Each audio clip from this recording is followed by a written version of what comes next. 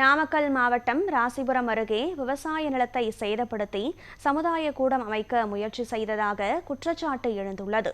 முள்ளுக்குறிச்சி பகுதியில் தனியார் விவசாய நிலத்தை தரிசு நிலம் என கூறி சமுதாய கூடம் அமைக்க முயற்சி செய்யப்பட்டதாக உரிமையாளர்கள் குற்றம் சாட்டியுள்ளனர்.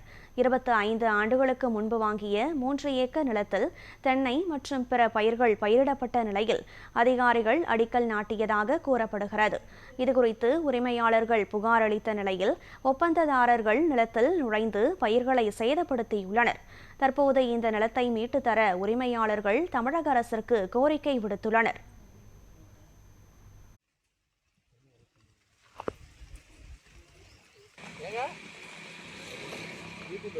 தெரியுமா